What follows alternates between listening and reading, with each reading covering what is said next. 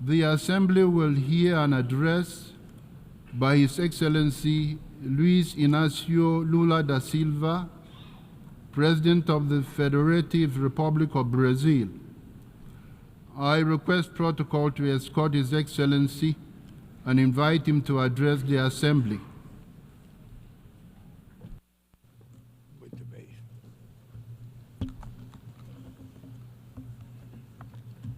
Meus cumprimentos. My greetings to the President of the General Assembly, Mr. Yang. I would like to greet the Secretary General, Antonio Guterres, and each of the heads of state and government and delegates present. I'd like to address specifically to the Palestinian delegation who is taking part in this opening session for the first time, a bit as an observer member.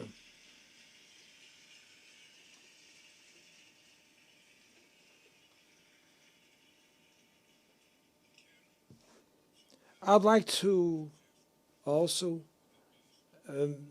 mention President Abbas attending this meeting.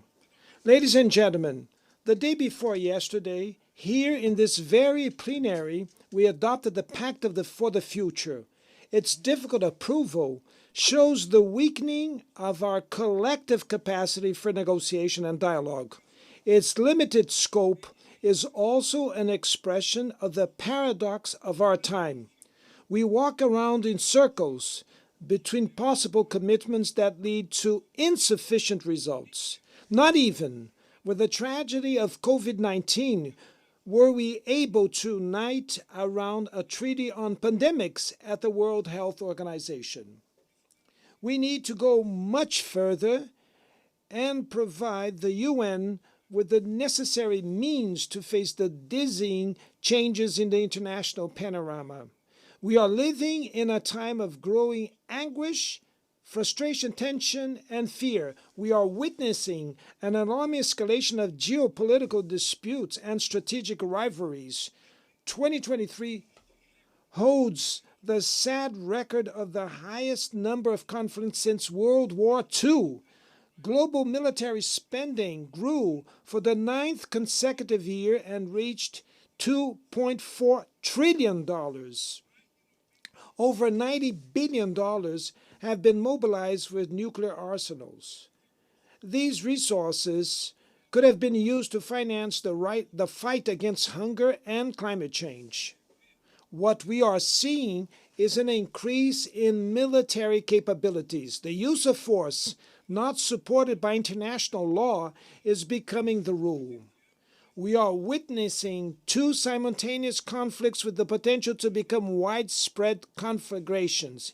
In Ukraine, with regret, we are seeing the war extending without any prospect of peace.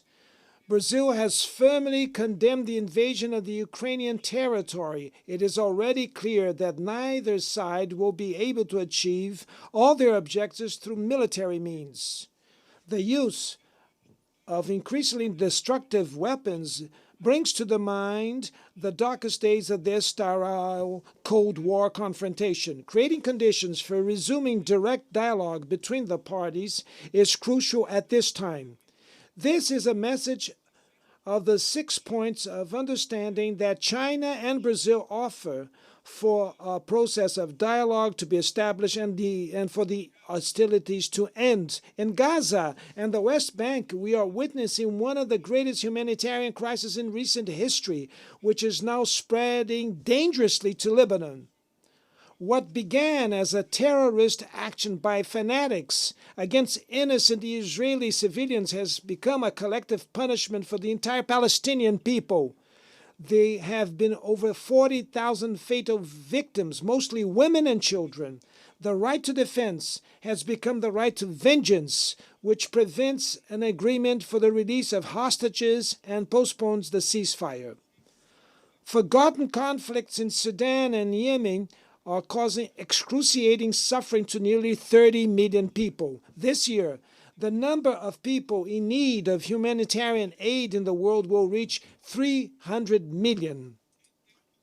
In times of increasing polarization, Expressions such as deglobalization and decoupling have become commonplace, but it is impossible to deplanetize our life together. We're doomed to climate change interdependence. The planet is no longer waiting to demand payment for the next generation and is fed up with unfulfilled climate agreements.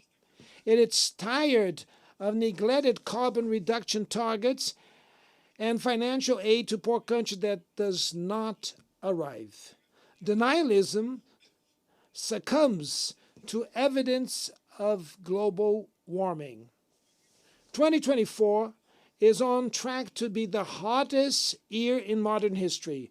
Hurricanes in the Caribbean, typhoons in Asia, droughts and floods in Africa, torrential rains in Europe leave a trail of death and destruction. In the south of Brazil, we had the biggest flood since 1941. The Amazon is experiencing the worst drought in 45 years. The forest fires have spread across the country and have already devoured 5 million hectares in August alone. My government does not outsource responsibilities, nor does it abdicate its sovereignty. We have done already a lot, but we know that much more needs to be done. In addition to facing the challenge of climate crisis, we're fighting against those who profit with environmental degradation. We will not tolerate environmental crimes, illegal mining, and organized crime. We reduced the deforestation in the Amazon by 50% in the last year, and we will eradicate it by 2030. It is no longer acceptable to think about solutions for tropical forests without listening to the indigenous peoples, traditional communities, and all those that live in them. Our sustainable development vision is based on the potential of the bioeconomy. Brazil will host COP30 in 2025, convinced that multilateralism is the only way to overcome the climate emergency. Our nationally determined contribution, NDC, will be presented later this year, in line with the goal of limiting the increase of the planet's temperature to 1.5 degrees. Brazil stands out as a source of opportunities in this world revolutionized by energy transition. Today, we are one of the countries with the cleanest energy mix. 90% of our electricity comes from renewable sources, such as biomass, hydroelectrical power, solar power, and wind power. We made the choice for biofuels 50 years ago, long before the discussion about alternative energies gained traction.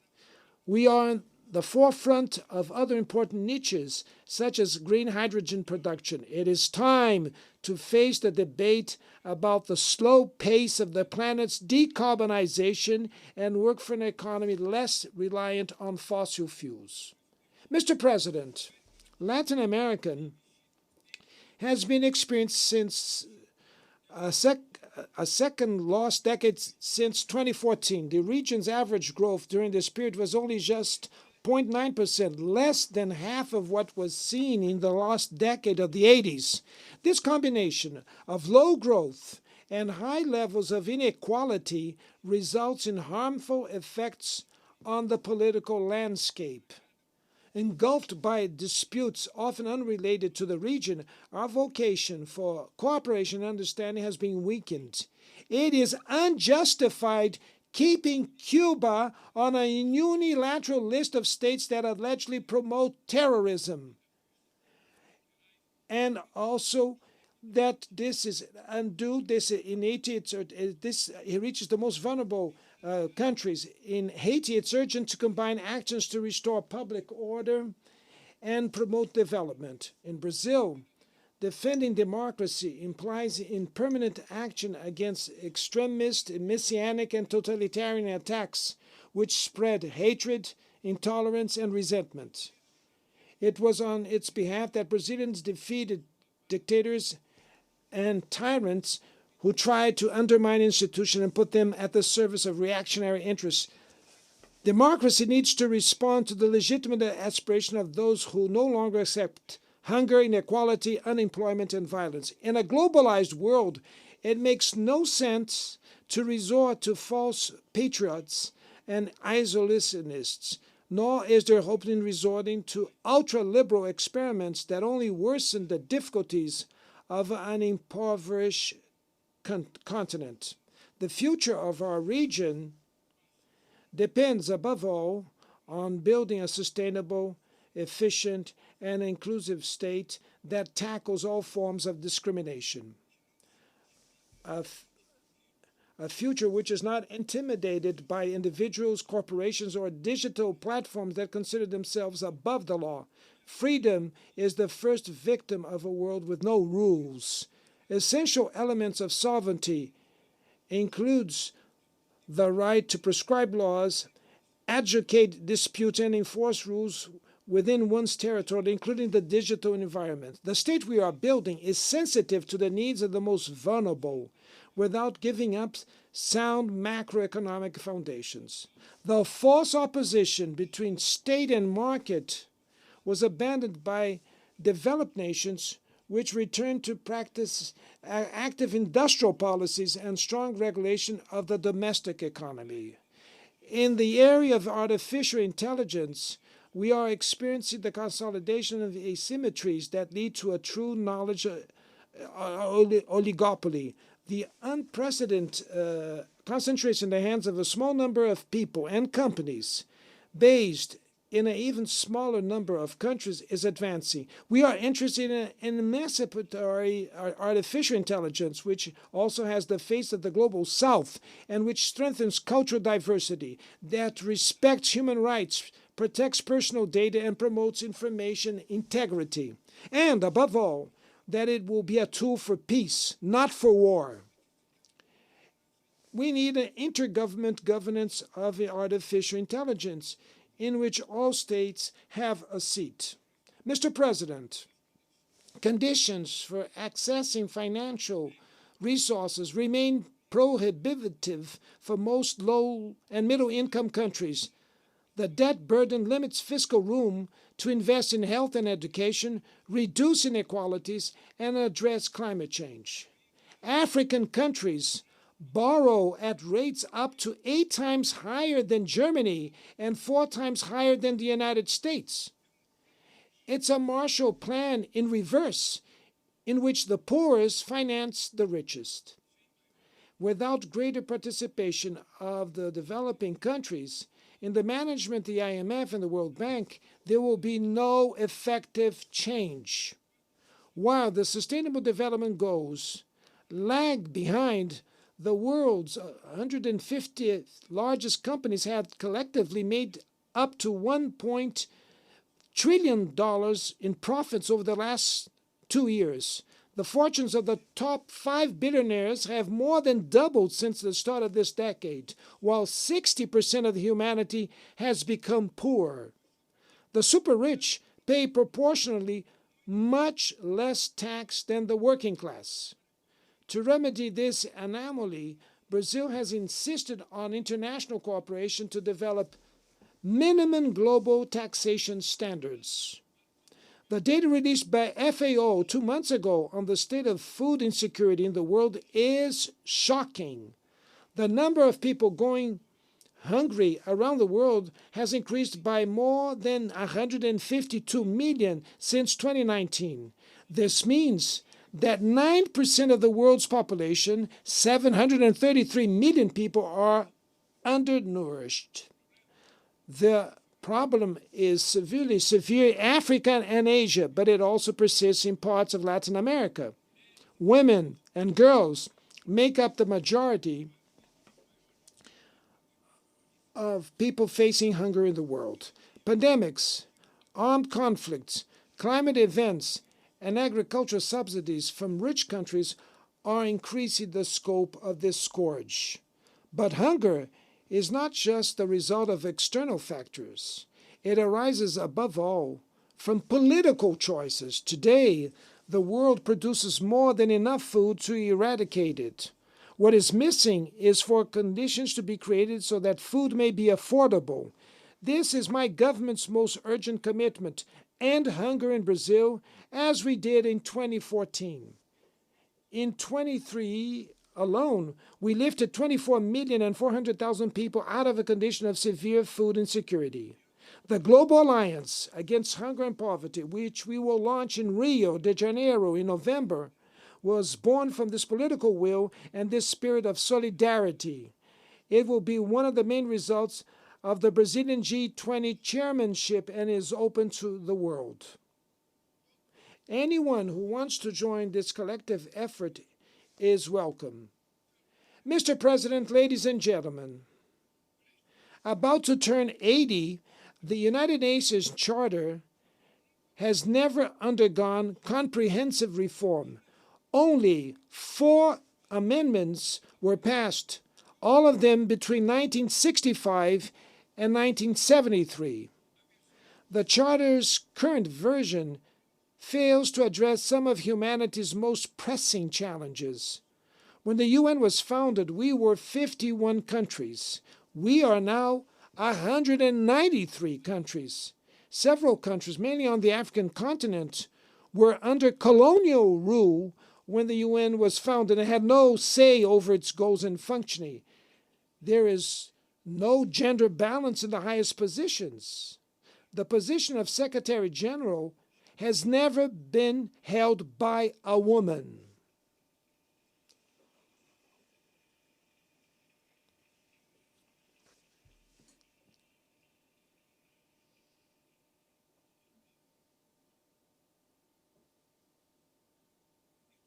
We are approaching the end of the first quarter of the 21st century, with the United Nations increasingly empty and paralyzed. It is time to react vigorously to this situation, restoring to the organization the prerogatives that derive from its status as a universal forum. One-off adjustments are not enough. We need to think about reviewing and revising the Charter comprehensively. The reform should include the following goals: transforming the Economic and Social Council into the main forum for dealing with sustainable development and the fight against climate change with a real capacity to inspire financial institutions. Revitalizing the role of the General Assembly, including in matters of international peace and security. Strengthening of the Peace-Building Commission. Reform of the Security Council, focusing on its composition, working methods, and veto powers in order to make it more effective and representative of contemporary realities. Excluding Latin America and Africa from the permanent seats of the Security Council is an unacceptable echo of domination practices from the colonial past. Let's promote this discussion in a transparent way.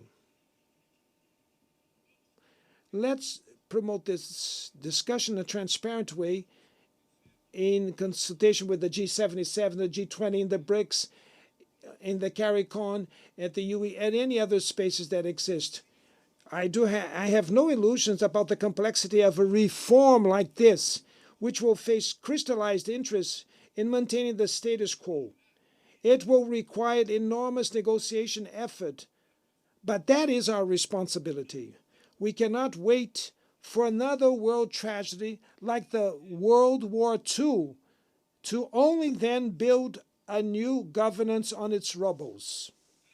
The will of the majority can persuade those who cling to the raw expression of the mechanisms of power. The humanities' aspirations echo in this plenary. Here, we engage in the world's big debates. In this forum, we look for answers to the problems inflicted on the world. It is up to the General Assembly, the biggest expression of multilateralism, the mission to pave the way for the future. Thank you very much.